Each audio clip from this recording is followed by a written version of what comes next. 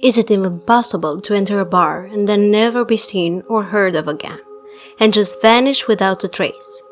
As unlikely as it might seem, this is exactly what happened to this man, and his sudden disappearance on April 1st, 2006 is still unsolved and shrouded in mystery to this day. This is the case of Brian Shaffer. Columbus is the capital of Ohio, and with a population just shy of 1 million, makes it the second most populous city in the American Midwest after Chicago. Nowadays, aside from being a lively sports town, Columbus is full of museums, cultural centers, and beautiful green spaces, making it a great touristic spot. Brian Shaffer was born on February 25, 1979, in Pickerington, just outside Columbus, to parents Randy and Renee Shaffer. Derek Shaffer was his younger brother. Brian was a second-year student at the College of Medicine of Ohio. Those who knew him described Brian as free-spirited, intelligent, outgoing, and a jokester.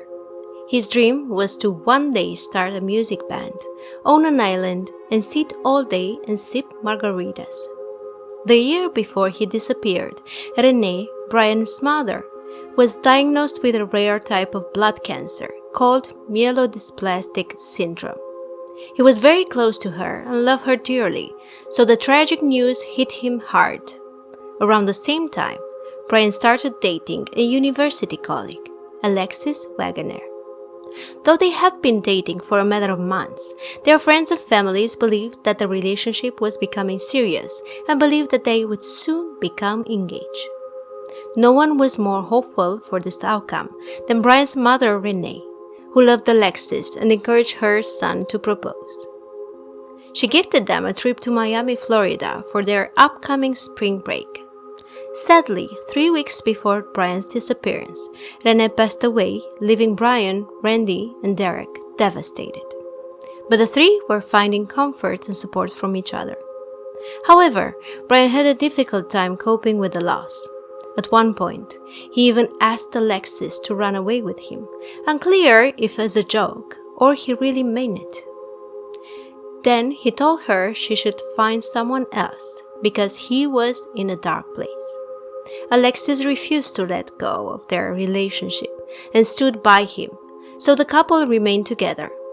Aside from the sadness of losing his mother, Brian was also exhausted because of the long hours he was putting towards preparing for finals.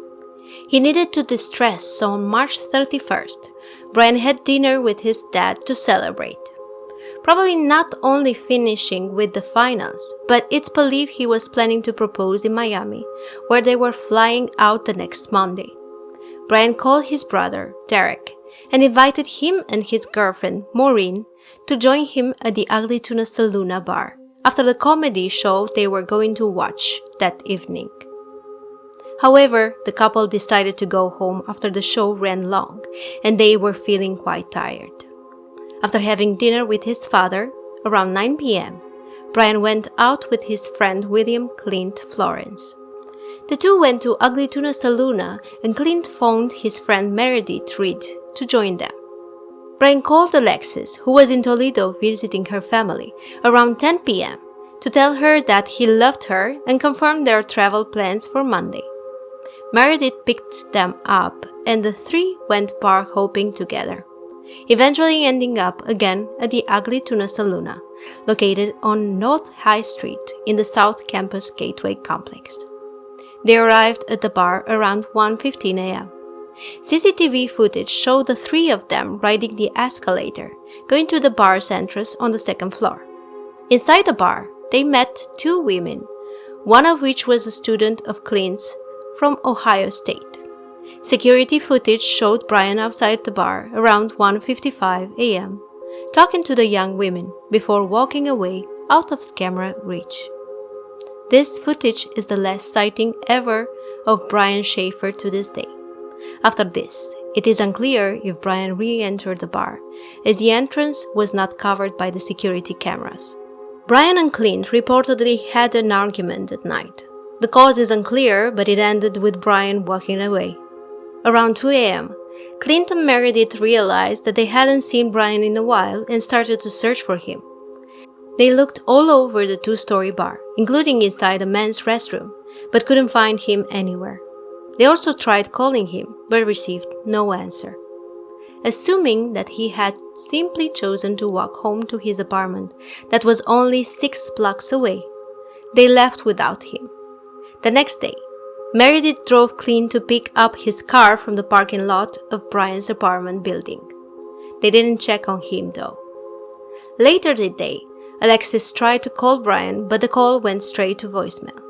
At first, she thought that Brian might just be still asleep after a night out. But subsequent calls to his phone all weekend never received an answer. Brian's dad, Randy, also tried to reach him by phone throughout that weekend. After not getting an answer, he went to Brian's apartment to look for him. He wasn't there, but nothing else seemed to be amiss. Brian's car was parked outside and the bed was made. All his personal belongings were still there. Derek also stopped by the apartment after his dad told him that Brian had been missing for the entire weekend. When he approached the building, he saw the lights open, so he was glad that Brian was safe at home. However, the only person he found there was Alexis, who was waiting for Brian to come home. On Monday morning, April 3rd, Brian didn't show up for the flight to Miami. That's when they knew for sure that something was wrong. No one has heard from him since the night out of Ugly Tuna, nor there was any activity on his bank accounts or phone records. He was quickly reported missing to the police by his father, Randy. A huge search ensued with the participation of more than 50 policemen under the lead of Detective John Hurst. The Ugly Tuna Saloona, homeless shelters, hospitals, and even dumpsters and trash cans around the area were all searched in an effort to locate Brian, or at least find a clue as to what happened to him. Nothing was ever found. They even searched the banks of the nearby river and brought in cadaver dogs to search for Brian's body. Nothing was found. At the time, Columbus had more security cameras than any other city in Ohio. The police had high hopes that video footage might shed light on the events that led to his disappearance. The footage from the cameras surveying the bar entrance showed the 3 friends, Brian, Meredith, and Clint, riding the escalator to the 2nd floor towards the bar entrance. The last known footage of Brian shows him outside of the Ugly Tuna Saloona just before 2 a.m. on the morning of April 1st, 2006, talking to the 2 young women before heading back inside. Around 2 a.m., Meredith and Clint can be seen leaving. One by one, all of those who went inside the bar that night can be seen leaving it on the security footage, except for Brian. Not only that he was not captured by any of the cameras of the bar, but he is nowhere to be seen on the security footage of any of the other bars in the area. That night, Brian has vanished without a trace. The police interviewed everyone, including Clint, Meredith, and the 2 women in the security footage. Clint claimed he had seen Brian after he came back into the bar, but eventually lost track of him in the crowd. At some point during the investigation, Meredith and Clint were asked to take a lie detector test. Meredith immediately agreed, while Clint refused. It was at that point that he hired an attorney and stopped talking to the police anymore. He also refused to testify to a grand jury. Because of this, some have speculated that Clint knows more than he is saying. Whether this is indicative of guilt, or rather just prudence and the fear of being falsely accused, is open for debate. To this day, no evidence implicating Clint in Brian's disappearance has been discovered. Following Brian's disappearance, his family did everything to find him, including putting out posters in the area and reaching out to people through media. They even hired psychics, who told them to search near the river. Randy, Brian's father, set up a website, and multiple tips came in and placed Brian in different places, or advanced various theories, but nothing came out of any, except even more heartbreak for his loved ones. All this time, they also rang his phone, either hoping to get a ring or just to hear his voice on the recorded message. And one day, in September of 2006, it did ring 3 times, when Alexis called. Since the GPS was not activated, a location could not be established. When pinged, the phone showed to be around 14 miles outside of Columbus.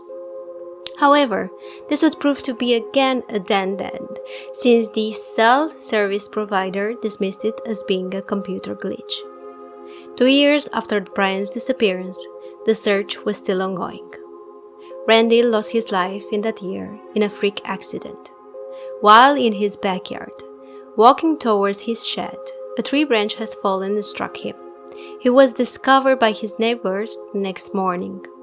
This was just another tragedy for Derek, who has lost his mother, brother, and now his father in less than 2 years. In 2018, Ugly Tuna Saloona closed its doors forever, after 14 years of activity due to its expiring lease. In 2020, the photo of a homeless man from Tijuana, believed to be Brian, started circulating online, reaching as well Columbus Missing People Unit and FBI. But using facial recognition software, they could determine that was not Brian. Then, an age progression image of Brian was released, hoping that it would facilitate Brian's recognition if he was still somewhere out there in the world. He was 27 when he disappeared, and he would be 44 this year. Central Ohio Crime Stoppers have offered a $100,000 reward to whomever would help finding Brian. To this day, there's still no answer to Brian's enigmatic disappearance. There are various theories though. According to Detective John Hurst, there was a point in the footage in which there appeared to be a jump cut, suggesting that the camera had been overwritten by someone. However, the night there was an employee stationed at the emergency exit. During an interview, the employee said that no one attempted to use that particular exit on the night in question. One of the popular theories in this case is that Brian could have wandered through one of the doors of the bar that led onto a construction site while intoxicated and gotten hurt. This didn't appear to be the case though, since the area was thoroughly searched afterwards, with cadaver dogs in tow, and nothing was found. And the lead detective in the case mentioned that there really wasn't any place in the area where Brian could have fallen without being discovered. Another theory presented was that he chose to leave and start a new life elsewhere. However, no evidence was ever found to support this idea. When asked whether she believed her boyfriend would have elected to leave his old life behind, Alexis said she didn't think he is still alive. This theory is also not supported by the fact that he didn't touch any of his money. He didn't even use his credit card to pay for a flight to a tropical island. And also, he didn't pack anything for this trip. Most people who run away at least take with them some of their most precious possessions. At the time he disappeared, everything Brian had was still in his apartment. The cameras didn't catch any traces of Brian, and even if he changed clothes to disguise his appearance, it would be hard to understand where he would have gotten the clothes from, since he didn't bring any type of bag with him to the club. Others have speculated that he might have harmed himself. However, even though grieving, he would have been incapable of such thing according to his friends and family. He had an excellent career ahead of him, a loving family, and a woman that he loved and planned to marry. He even called Alexis that night, confirming their plans for Miami. And most important, a body was never found. Ultimately, there is no piece of evidence that indicates that Brian is still alive. Neither Alexis or Derek believe he is still alive. Brian is one of the most well-known missing persons to this day, and it's highly unlikely for him to remain hidden with today's technology. However, there are still many questions to be answered that probably will never get a clear answer. Where is Brian and what happened to him? Since he never showed up for their scheduled trip to Miami, it's safe to say that whatever happened to Brian happened before April 3rd. There's no activity on his phone and his accounts after the bar closed in the early hours of April 1st. So whatever happened to him occurred around 2 a.m. after he said goodbye to the two girls as seen on the footage. This is when calls to his phone went directly to voicemail. Since search dogs and police searched every inch of the building and found nothing, it's safe to assume that Brian has not met his end inside the bar or anywhere around the building. including the construction site. Then he should have left the building. We know he didn't go down the escalator, but there was a stairwell and elevator that went down to the first floor near the Ugly Tuna's entrance. In the video footage, Brian was last seen heading towards that direction, so it's possible he could have gone down the stairwell unnoticed. Brian could have walked through any of the open doors of the businesses on the ground floor and then out of the building. Some of the cameras would pan from one direction to another, so it's possible to pass by without being captured on the footage. Now the question remains, what happened to Brian after he got out of the building? The area at the time was pretty quiet without a lot of people hanging around. Moreover, it used to have a high crime rate. It's highly possible that Brian was met with foul play on his walk home. As for Brian's body and personal belongings, the search for Brian only started after he didn't show up for the flight to Miami, a couple of days after he was last seen. There would have been plenty of time for the dumpsters to be emptied, destroying any evidence that could lead to his discovery or any of his possessions. That would be all I have for today. Thank you for watching this video. Hope to see you in the next one. Please consider subscribing if you haven't already. Stay safe and see you soon.